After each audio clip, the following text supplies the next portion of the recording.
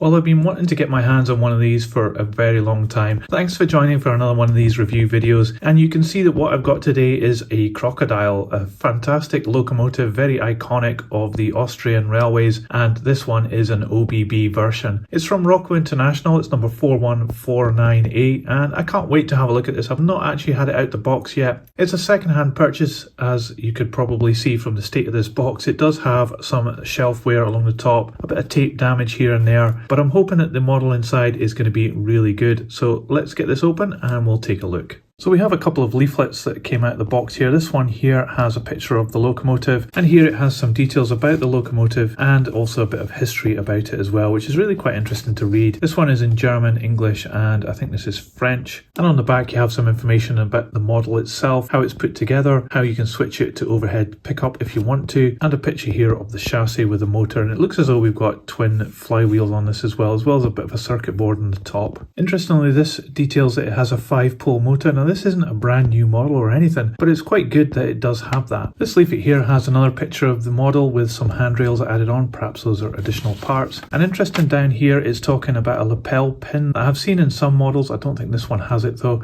And it says if you collect 10 you can send them in and you can get a present. So this English isn't spot on, but it's quite interesting. I wonder what that present is. If you've had that present, let me know in the comments below. I'd be quite interested to know. Finally, on this side of the leaflet we have some details about how to oil this model and keep it in good running condition, and also here how to change the bulbs as well. So it obviously has lighting too. So here is the iconic Krokodil locomotive. What an interesting model this is. So let's get this out and we'll take a closer look. So here we have the model out of the box, and wow, what an impressive thing it is, and also what a lot of character this has got as well. Every time I've seen one of these Krokodils in the past on model railway layouts, it always looks like something quite eye-catching and interesting to see when it's moving, and also when it's stationary. It just has that quirky look about it. I've never actually owned one before, but I've got my hands on this one, which is great. So let's have a closer look at this model. We'll start at the front here. It's got these two large headlights here. We saw in the instructions that it does come with illumination, but these headlights give it a very characterful look, almost like it has some personality. It has the number of this locomotive picked out there in a chromy colour. It is part of just the main moulding, but it has been picked out very nicely, as is the surrounds for these lights as well, which are silver chrome as well. It has these extra parts added in here. I think these are just markers. They're made of metal and they're coloured in this kind of red colour. It does look as though it's a little bit tarnished there, but that's probably just because of age. And then it has this box on the front here, another moulding which has been added on, and that looks really good. And then we extend out to the buffer beam, which has got a lot of detail on it. These buffers are just part of the moulding, they're not extra parts or anything, they're not made of metal, and I think it would have been enhanced by having those made of metal. And we've got some other details as well, some pipes and stuff on the buffer beam. Then we've got the coupling hanging out the front here. This is very typical of Roco ones, plastic with a metal moving part. And then as we start to look down the side of this locomotive,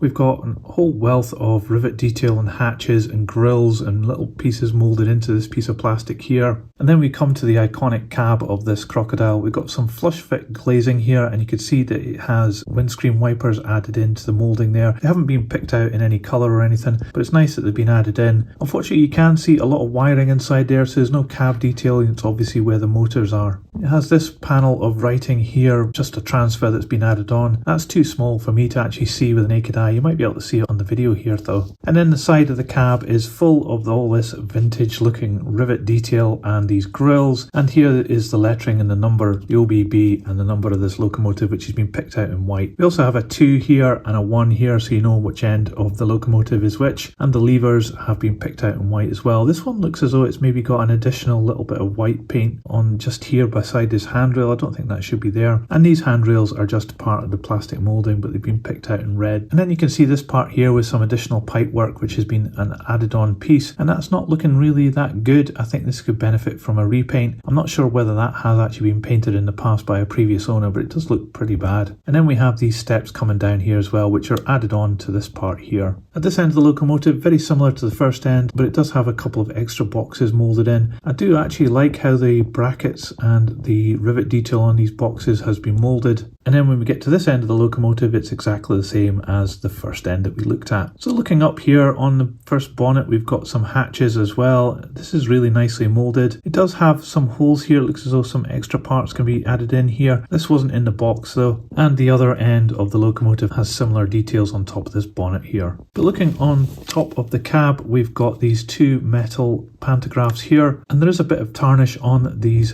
pantographs, so maybe this locomotive has been stored in somewhere that hasn't been completely dry. That's a bit of a shame. And then we have some more details molded up here. This piece here, this grey part, is an additional piece of plastic separate to the body. One of the things that's really cool is it's got these little brackets here underneath the overhang at the cab front here, and also it's got these pieces of wire here running between the two pantographs. I'm guessing this is going to be part of the pickup system that this locomotive has got. Here's a little switch. I guess that's where you switch it between overhead and two rail pickup. And then we have another pantograph here. Again, this one's looking a bit tarnished and old, so it could be doing with a bit of a clean up. But the detail up on top of the roof is really good, and it's a part you mostly see on model railways. So looking down at the wheels, these have got large flanges on them. This is quite an old model, and we have a little pony truck at the front. It's just made of plastic here. There's no detail on that, but you can barely see it anyway. And then you have the first of the driving wheels along with this iconic flywheel underneath this part here. This one has the connecting rod here with red inserts, but some of that red paint has come away, just I guess with age. The brake gear is really good. It's very close to the wheels and it looks very convincing, and there's also a lot of nice rivet detail around this flywheel part here. Unsurprisingly, the other end of the locomotive has the exact same setup but only in the opposite direction. And we have some additional parts like this little pipework here, and we have some additional pipework here which is very fine and added on just underneath there. Looking underneath this model, you can see it is quite complicated here. We do have pickup on all the wheels. It looks as though it drives this wheel here, it's got traction tires on it, and it distributes power out to the other wheels with the connecting rods. And we have the same setup on the other part of the locomotive. So overall, a really characterful locomotive, very interesting to look at. I'm sure it's going to be really interesting to have a go on the test track, so I think we should do that just now. Okay, it's on the test track. I've not seen this going yet myself, so let's give it some power and see what happens. Okay, so something's running inside it, but it's not connecting to the wheels and it's not moving, so we're going to have to take this apart, I'm afraid, and have a look and see what's happening.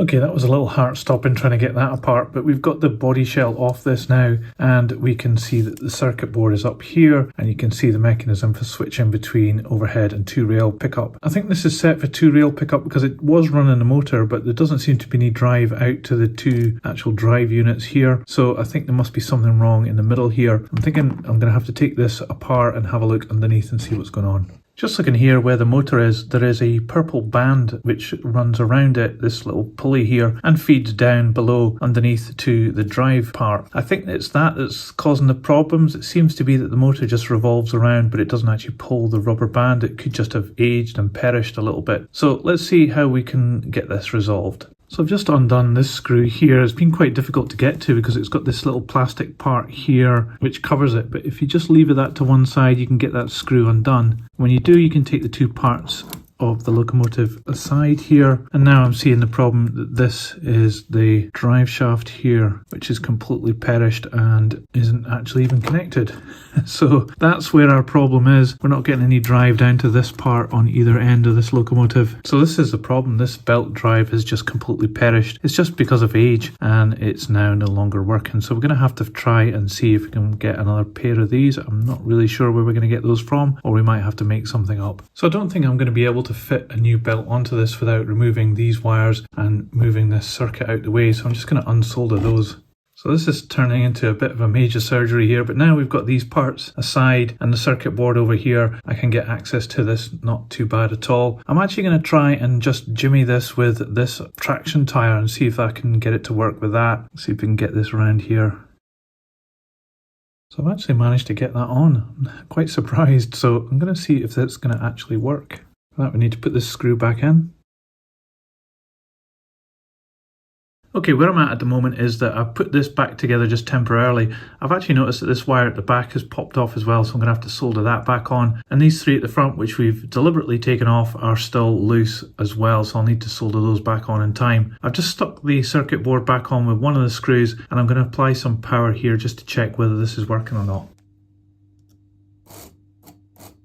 Well, incredibly, it actually works, so that traction tyre cum drive shaft is doing its job. I can't believe that that actually works. I now need to get another one for the back. I don't actually have another one in stock, so I'm going to have to order it in. What I'll do is I'll finish up this video just now because this is a good place to stop. At least we've got some success and we know where we're going to go with the next part. So if you enjoyed this part 1, then please give this video a thumbs up. It really helps this channel grow. So we'll leave that here for now. This is the end of part 1. Look out for part 2, it'll be coming soon, hopefully, as soon as I get the part for the back, and then we can get this back together, and fingers crossed, it'll be looking really good. That's it for today though, thanks for watching, see ya!